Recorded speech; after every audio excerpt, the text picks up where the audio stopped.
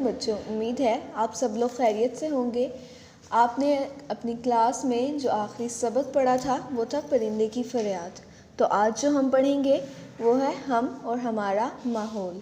तो सबसे पहले हम इसके अल्फाज मायने देख लेते हैं। तो यहाँ पर चंद अल्फाज के मायने दिए गए हैं जो नोट्स आपको दिए गए हैं याद करने के लिए वहाँ पर।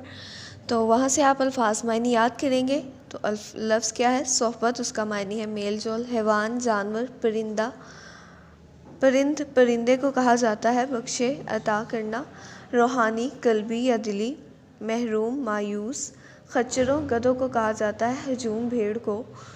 फ़िज़ा ज़मीन और आसमान के दरमियान की वसअत को कहा जाता है। जो फैला हुआ है ज़मीन और आसमान से लेकर उसको फ़िज़ा कहा जाता है। अनाज खल्ला चिमनी आतिशदान। मुतासिर जो है वो असर पजीर है। ताफुन सड़ने की बू को कहा जाता है।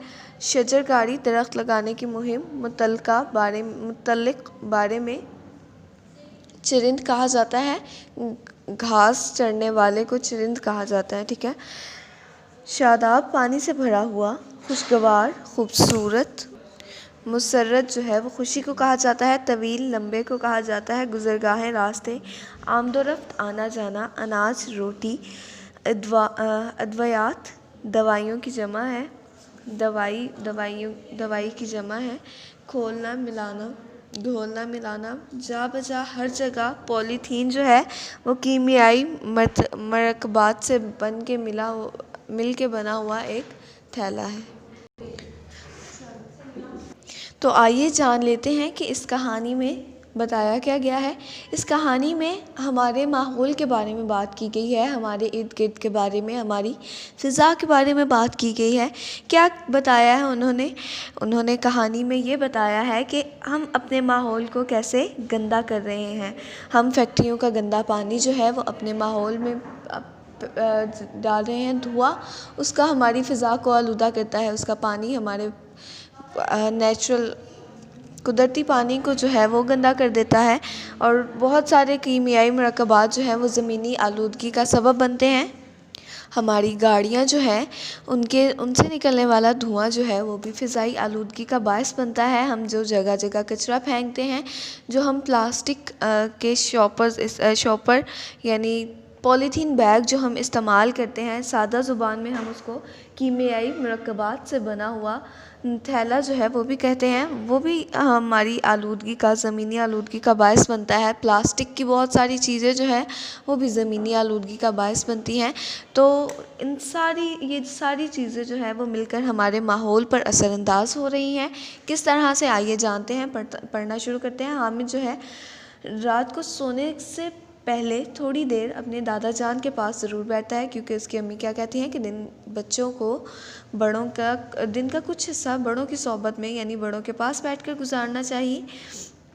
तो हामिद जो है वो अपने मामूल के मुताबिक दादा जान के कमरे में आया तो वो नमाज से फ़ारिग हो चुके थे। उन्होंने उसे बताया कि आज वो माहौल के मुतालिक बात करेंगे। तो हामिद को ये नहीं पता था कि माहौल है क्या। तो सबसे पहले आप भी जान लें कि माहौल होता क्या है। आपके इर्द गिर्द जो मौजूद तमाम चीज़ें हैं, चाहे वो जानवर हैं, चाहे वो कोई बेजान चीज़ें हैं, चाहे कुछ भी है, सब मिलकर आपके माहौल का हिस्सा बनाती है। इंसान, जानवर, चरिंद परिंद सब कुछ जो है वो फिर ऊंचे ऊंचे पहाड़, सरसब्ज़ वादियाँ जो है और मुख्तलिफ़ इक़साम के फल, हर सब कुछ जो है वो माहौल का हिस्सा है। अब आज का जो हमारा उन्वान है उसके मुताबिक हम बात करें तो हम माहौल को कैसे आलूदा कर रहे हैं। तो दादा जान ने बताया हामिद को कि इंसान पैदल पहले सफ़र किया करते थे और अगर उन्होंने कोई सवारी ढूंढी तो वो ऊँट थी, घोड़े थे, खच्चर थे। लेकिन अब चूँकि दौर जो है वो जदीद हो चुका है, हमने सड़कें बना ली हैं, गुज़रगाहें बना ली हैं, हमने जहाज़, ट्रेन और गाड़ियाँ, बसें, मोटरसाइकिल वग़ैरह हमने माहौल का हिस्सा बना लिया है, जिसकी वजह से ट्रैफ़िक बहुत बढ़ गई है और सड़क पे बहुत मसरूफियात नज़र आती हैं हमें ट्रैफ़िक की वजह से। तो हमने अपनी ज़िंदगी को अगरचे आसान कर लिया है, लेकिन उसकी वजह से हमारा माहौल जो है वो आलूदा हो रहा है। जो कारों, बसों से, मोटरसाइकिलों से निकलता हुआ धुआं जो है वो हमारी फ़िज़ा को आलूदा कर रहा है और इसी तरह माहौल की आलूदगी का बायस बन रहा है। दूसरी तरफ हामिद ने क्या पूछा, बढ़ती हुई आबादी माहौल को किस तरह आलूदा कर सकती है। चूँकि दादा जान ने पहले बताया कि बढ़ती हुई आबादी भी माहौल को में आलूदगी का बायस है। देखिए बेटा, जैसे ही आपकी आबादी में इजाफ़ा होगा तो डेफ़िनेटली आपको अपनी पैदावार बढ़ानी पड़ेगी।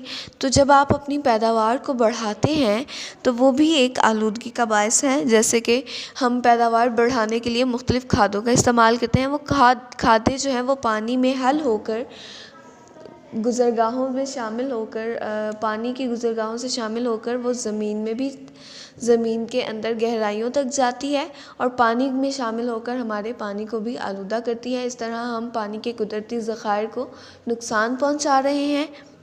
तो दूसरी वजह ये भी है कि जब हम पैदावार हमारी बढ़ती है और आबादी बढ़ती है तो हमारी और भी ज़रूरियातें ज़िंदगी बढ़ जाती हैं। जैसे कि हमें कपड़े ज़्यादा चाहिए, हमें और भी बहुत सारी चीज़ें ज़्यादा चाहिए, तो हमें कारख़ाने और सनतें जो हैं वो ज़्यादा बनानी पड़ती हैं। तो ये भी हमारे लिए एक बहुत बड़ा नुकसान है कि जैसे ही हम ज़्यादा सनतें बनाएंगे, ज़्यादा फैक्ट्रियाँ बनाएंगे, उनकी चिमनियों से निकलता हुआ धुआं जो है वो हमारे माहौल को बहुत बुरी तरह आलूदा करता है। अगर वो धुआं साफ़ ना किया जाए तो उनसे निकलने वाला पानी जो है वो ज़मीनी और पानी की आलूदगी दोनों का बायस बनता है, क्योंकि वो पानी जितने ही रास्ते से गुज़रता है, केमिकल मिला पानी, वो सारी ज़मीन में केमिकल जो है वो जज़्ब होते जाते हैं और जिस तरह वो पानी आगे बढ़ता है वैसे वैसे ज़मीन में केमिकल के असरात छोड़ जाता है और उसी तरह जब वो पानी में मिक्स हो जाता है, हल हो जाता है, तो वो पानी में भी अपने असरात को छोड़ देता है और आबी आलूदगी का बायस बनता है। ठीक है, इस तरह आगे भी देखें, अगर उसका धुआं जब हमारी फ़िज़ा को आलूदा करता है तो हम इंसानों के सांस लेने का भी अमल मुतासिर होता है और जानवरों के सांस लेने का भी अमल मुतासिर होता है। आगे आ जाएं, अब घरों का कूड़ा करकट किस तरह हमारी फ़िज़ा को आलूदा कर रहा है, हमारे माहौल को आलूदा कर रहा है, वो भी देख लेते हैं। जब हम कूड़ा करकट नालियों में फेंक देते हैं, गलियों में फेंक देते हैं, तो ये भी आलूदगी का बायस बनता है, क्योंकि हर तरफ हमें कचरा ही कचरा नज़र आता है, कूड़ा ही कूड़ा नज़र आता है और हमारा ये काम है कि हम उस कूड़े की कचरे की वजह से ताफुन यानी बदबू फैलती है बहुत ज़्यादा, हम उस कचरे को कचरा फेंकने की जगह पर फेंकें और वहाँ से हुकूमत उसको उठाकर फिर जो है वो उसको ख़त्म करती है, उसको एक जगह पर ले जाके फेंका जाता है। तो ये सारा हमें इन बातों का बहुत ख़याल रखना है। उसके बाद हम अपने माहौल को साफ़ सुथरा रखने के लिए कर क्या सकते हैं, अब ये बात आ जाती है। तो हम अपना माहौल जो है वो ख़ुद ही साफ़ रख सकते हैं, जैसे कि हम जो है अपना लिबास जो है वो साफ़ सुथरा रखते हैं। दूसरी बात कि अपने घरों में सफाई का ख़याल रखना है, लेकिन इसका मतलब ये नहीं है कि अपने घर का सारा कचरा उठा के बाहर फेंक दिया जाए। हमें बड़े जो हुकूमत की तरफ से बड़ी बड़ी डस्टबिन यानी कूड़ादान लगाए गए हैं, उनमें कचरा हम अपना फेंकें और कूड़ेदान को ढांप कर रखना चाहिए। उसके बाद जो पॉलीथीन के लिफाफे हैं और कागज़ात हैं, वो हमने इधर उधर नहीं फेंकने ताकि हमारी गलियों को, नालों को नुकसान ना पहुंच सके। वो हमें ऐसी जगहों पर फेंकते हैं, ऐसे कूड़ादान में फेंकते हैं जहां से वो निकाल कर दोबारा रिसाइकिल किए जा सके। ठीक है, उसके बाद हमें दरख्तों जितने हो सके उतने दरख्त लगाने चाहिए। शजरकारी की मुहिम का आगाज़ करना चाहिए ताकि हम अपने माहौल को साफ़ सुथरा रख सकें दरख्त लगाकर और अपने माहौल में ऑक्सीजन की फ़राहमी को लाजिम बना सकें। और दूसरी बात यह है कि वही जो मैंने आपको पहले बताया कि आपको शजरकारी की मुहिम में हिस्सा लेना चाहिए और हर तरफ दरख्तों का फैलाव बढ़ाना चाहिए। आज के लेक्चर में हम इतना ही पढ़ेंगे, बाकी का हम इंशाल्लाह आपके अगले लेक्चर में पढ़ेंगे। अल्लाह हाफ़िज़।